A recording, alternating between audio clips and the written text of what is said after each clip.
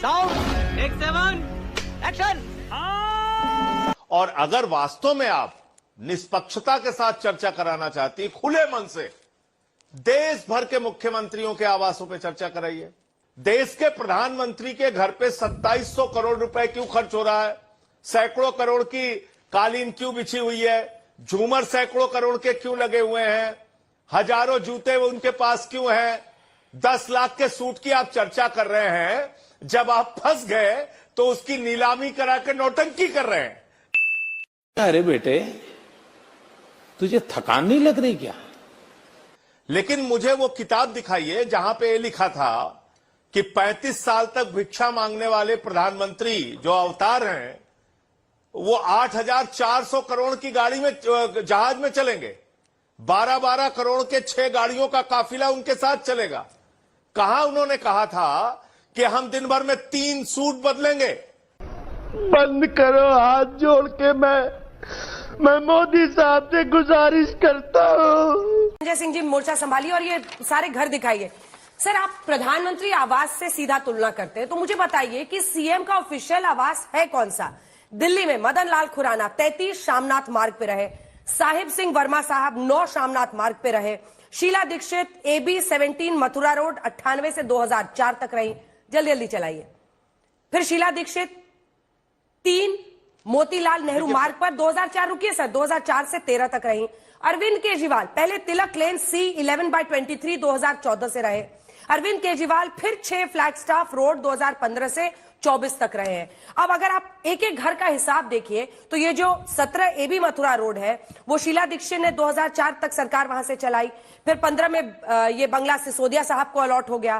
फिर मार्च 2023 में आतिशी को ये बंगला मिला। ऐसे ही 6 फ्लैगस्टाफ रोड की भी कहानी है। अब आप लोग बताइए कि कोई ऑफिशियल तो सीएम हाउस यहाँ है ही नहीं, फिर आपने कैसे उस घर पे खर्च कर दिया? उस घर पे सीएम हाउस ही ये होगा। और आरोप ये है कि आपने पूरे आसपास के एरिया को, वो भी ग्राफिक्स दिखाइए, आसपास के तमाम एरिया को उसमें शामिल कर लिया। इसका जवाब दीजिए। 2 पॉइंटेड क्वेश्चन मैंने पूछे हैं आपसे। देखिए, पहली बात तो यह है कि वो अरविंद केजरीवाल की कोई निजी संपत्ति नहीं है, वो मुख्यमंत्री का आवास है। बात तो सही है। ये बार बार हम लोग बात कह रहे हैं। और अगर वास्तव में आप निष्पक्षता के साथ चर्चा कराना चाहती, खुले मन से देश भर के मुख्यमंत्रियों के आवासों पे चर्चा कराइए, केंद्र सरकार के मंत्रियों के आवास पे चर्चा कराइए, प्रधानमंत्री के आवास पे चर्चा कराइए। ये टारगेट करके सिलेक्टेड तरीके से अरविंद केजरीवाल के आवास पर 1000 चर्चा होनी है और बाकी सब पे चुप्पी साध लेनी है। हजारों लाखों करोड़ का भ्रष्टाचार भारतमाला प्रोजेक्ट से लेके, उत्तर प्रदेश के कुंभ मेला से लेके, गुजरात के अंदर हजारों करोड़ की जमीन औने पौने दामों में देने का आरोप CAG रिपोर्ट में इनकी सरकारों पर लगा, उस पर एक शब्द कहीं चर्चा नहीं होगी। 2014 में 117 करोड़ रुपए छत्तीसगढ़ के मुख्यमंत्री के आवास के लिए आवंटित हुआ था, उस पर कोई चर्चा नहीं होगी। हम तो चाहते हैं, अगर चर्चा करना चाहते हैं आप, खुले दिल से कीजिए ना। अरे बाप रे, ये तो धोती खोल रहा है। देश के प्रधानमंत्री के घर पे 2700 करोड़ रुपए क्यों खर्च हो रहा है? सैकड़ों करोड़ की कालीन क्यों बिछी हुई है? झूमर सैकड़ों करोड़ के क्यों लगे हुए हैं? हजारों जूते उनके पास क्यों हैं? 10 लाख के सूट की आप चर्चा कर रहे हैं, जब आप फंस गए तो उसकी नीलामी करा के नौटंकी कर रहे हैं। आप मुझे बताइए, अगर इतना ही है तो दिखाइए ना कितने सूट प्रधानमंत्री के पास है। देश को जानना नहीं चाहिए क्या? 8,400 करोड़ रुपए के जहाज में चल रहे हैं। उनका निजी घर नहीं है, 12-12 करोड़ के 6 गाड़ियां लेके चल रहे हैं। मैं अपनी बात पूरी कर लूं। अंजना जी, अंतिम बात पूरी कर लीजिए। देखिए अंजना जी, एक बात इन्होंने और कही कि दिल्ली का बजट घाटे की तरफ बढ़ रहा है। मतलब ये लोग माला जप रहे हैं, भारतीय जनता पार्टी वाले, कि दिल्ली का बजट जिस दिन घाटे में जाए तो फिर ये ढोल मजीरा लेके उसको प्रचारित करें। इनके मुंह से ये नहीं निकला कि घाटे का बजट है, ये नहीं बोल पाए, बोले घाटे की तरफ बढ़ रहा है। और किस स्थिति में? जब ये मात्र 325 करोड़ रुपए दिल्ली को देते हैं, मात्र 325 करोड़ रुपए, और वो भी नहीं देते हैं। हर बजट को उठा के देखिए, जब से हमारी सरकार आई है अंजना जी, 2015 से लेके 13 छोड़ दीजिए, जो 49 दिन की सरकार थी, 15 से लेके आज 25 हो गई। आप उठा के देख लीजिए कितना पैसा इन्होंने दिल्ली को दिया है। बावजूद इसके हमने बिजली फ्री दिया, पानी फ्री दिया, शिक्षा फ्री दिया, इलाज फ्री दिया, बुजुर्गों की तीर्थ यात्रा कराई फ्री में, फरिश्ते जैसी स्कीम लागू की, मोहल्ला क्लिनिक बनाया, सीसीटीवी कैमरों का जाल बिछाया, 38 फ्लाईओवर बनाए, 250 किलोमीटर की हमने मेट्रो का नेटवर्क बढ़ाया दिल्ली के अंदर, 6,800 किलोमीटर की सीवर पाइपलाइन बनाई, 4,000 किलोमीटर की वाटर पाइपलाइन बनाई, 10,000 किलोमीटर की सड़क बनाई, फिर भी मुनाफे का बजट दिया। इसलिए आलोचना करने से पहले सिर्फ और सिर्फ आलोचना के लिए आलोचना करना ठीक नहीं है। दिल्ली के बारे में आंकड़ा ठीक से पढ़िए, जानकारी हासिल कीजिए और तब उसके बारे में बात अब जवाब दीजिए। आप दिल्ली के नहीं, वो कह रहे हैं पहले भी मुनाफे में था, आज भी मुनाफे में है, बाकी मुख्यमंत्री आगे भी मुनाफे में रहेगा। मैं बताना चाहता हूं, बाकी मुख्यमंत्रियों की भी रिपोर्ट हो, सबके घरों की रिपोर्ट, सारे मंत्रियों की, संजय जी मैं बिल्कुल आपसे कहूंगा, आप अपनी पार्टी वालों से कहिए दिल्ली के पूरे बजट के, मैंने कहा 2015-16 में दिल्ली के बजट का जो मुनाफा था वो 1.54% था, फिर घट के 1.37 हुआ, फिर घट के 0.94 हुआ, अब 0.3 हो गया है।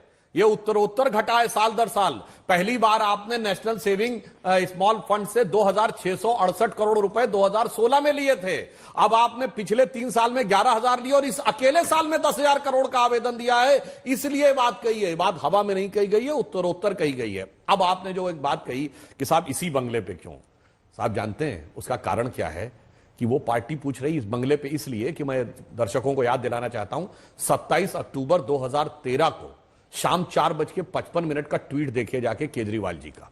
वो कहते हैं शीला दीक्षित जी के मुख्यमंत्री आवास में 15 एसी लगे हैं, मैंने सुना है बाथरूम में भी एसी लगा है, कौन भरता है इसका बिल? और आगे वो कहते हैं मेरा कलेजा कांप उठता है ये सोचकर कि दिल्ली की 40% जनता जब झुग्गी झोपड़ी में रहती है तो कैसे कोई मुख्यमंत्री इस आलीशान मकान में रह सकता है। तो केजरीवाल जी ने कितने मुख्यमंत्रियों के बारे में पूछा था, क्योंकि टारगेट उस समय दिल्ली था। आपने कहा था इससे पहले किसी ने मुख्यमंत्री के बारे में पूछा, आपने खुद अपना बताया है भाई, बेंचमार्क आपने बनाया है। संजय जी एक कहावत होती है, केजरीवाल जी को बता दीजिएगा, कोई लाख करे चतुराई कर्म का लेख मिटे न रे भाई। ये आप ही का कर्म का लिखा हुआ लेख है जिसपे जनता आपसे आलेख पूछ रही है कि भाई आप ये कहते थे अब ये बता दीजिए। और दिल्ली के साथ जो आपने कहा, हाँ बिल्कुल आपने कहा ये मुफ्त दिया, शायद भारत की इकलौती सरकार, इसने एक पौवे के बदले एक पौवा भी मुफ्त दिया।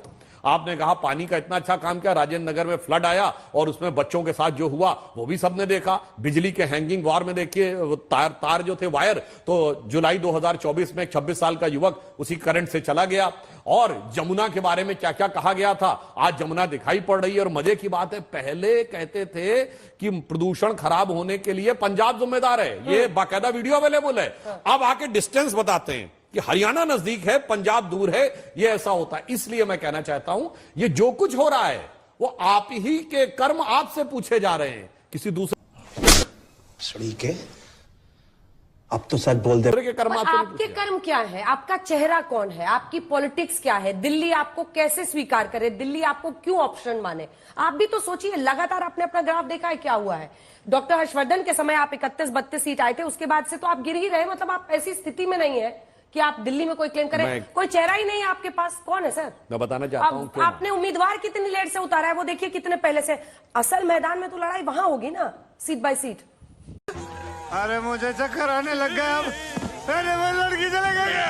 देखिए यहां पे हम कहना चाहेंगे, हमें क्यों दें, उदाहरण देना चाहता हूं। महाराष्ट्र में हमारी सरकार आई है 1.5-2 साल से, कोई जाके चेक कर ले 2 साल पहले महाराष्ट्र इन्वेस्टमेंट में, जबकि वहां पर मुंबई भारत की राजधानी है, सबसे पीछे चला गया था। आज उस समय कर्नाटक आगे हो गया था, अब कर्नाटक पीछे है, इवन गुजरात से भी आगे मुंबई आया है। उत्तर प्रदेश में इन्वेस्टमेंट नहीं होता था। महाराष्ट्र में शिंदे, फडणवीस, उत्तर प्रदेश में आपके पास योगी आदित्यनाथ। सर यहाँ पर चेहरा कौन सा क्रेडिबल है? बिल्कुल आप बहुत अच्छा प्रश्न किया। आपको आगे करते हैं। महाराष्ट्र में हमने किसी को सीएम प्रोजेक्ट किए बगैर सरकार बनाई थी, उत्तर प्रदेश में किसी को सीएम प्रोजेक्ट करे बगैर सरकार बनाई थी। और अब मैं कहना चाहता हूं, ये तो हमसे पूछा जा रहा है, मगर उनका तो मुख्यमंत्री बैठा है तब चेहरा नहीं है। मेरे भाई जो सामने दिख रहा है वो चेहरा है या मुखौटा, ये तो बता दो। इसे कहते हैं कौन सच्चा और कौन झूठा? एक चेहरे ने लाखों को लूटा जनाब। आपका तो चेहरा हो क्या आप कह रहे हैं मुखौटा है? अच्छा, मगर उसके बावजूद अगर यह दिखाना होता है कि इमोशनल कार्ड खेलना है तो वही चेहरा सामने आता है, तब वो वाला चेहरा हट जाता है जो कवच दिखाता है। आपने कभी सुना होगा कि मुख्यमंत्री आतिशी जी हैं और फिर केजरीवाल कवच योजना? किस लिए भाई? केजरीवाल जी आज न सीएम है, न डिप्टी सीएम है, न मिनिस्टर है, न संसदीय दल के सॉरी विधानमंडल दल के नेता हैं, तो किस आधार पे? और मजे की बात हम ये कहना चाहते, आपको देना था दे देते।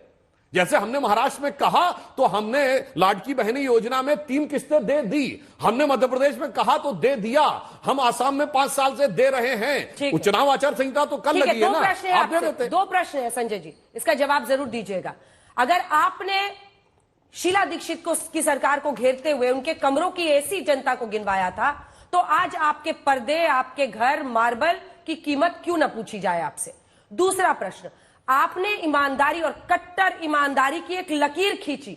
आपने जनता को बताया कि हम तो ऑल्टो में चलेंगे, हमको वीआईपी बंगला, वीआईपी गाड़ी, वीआईपी ये सब ड्रामा नहीं चाहिए, हम तो आम आदमी पार्टी है, आम आदमी के नेता रहेंगे।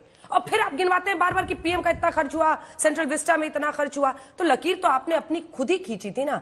और 1000 रुपया आपने पंजाब में नहीं दिया है, यहां आप कैसे कह रहे हैं कि 2100 दे देंगे? क्योंकि आप अभी मौलवियों को भी उनका वेतन नहीं दे रहे हैं। अभी बदत है भाई, अभी बदत है। 2 प्रश्न है। देखिए, पहली बात तो राजनीति में दोहरा मापदंड नहीं होना चाहिए। आपको हमारा सब कुछ जानने का हक है, आप कह रहे हैं, आप जानिए ना, कहां मना कर रहे हैं, आप जानिए जितना जो कुछ जानने का हक है। लेकिन मुझे वो किताब दिखाइए जहां पे लिखा था कि 35 साल तक भिक्षा मांगने वाले प्रधानमंत्री जो अवतार हैं वो 8,400 करोड़ की गाड़ी में, जहाज में चलेंगे, 12-12 करोड़ के 6 गाड़ियों का काफिला उनके साथ चलेगा।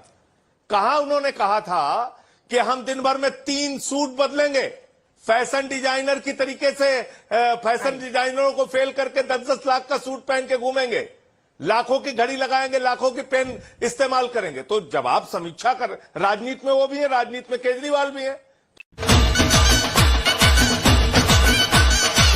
तो केजरीवाल के बारे में चर्चा होनी चाहिए, मोदी जी के बारे में नहीं होनी चाहिए। ये दोहरा मापदंड क्यों है?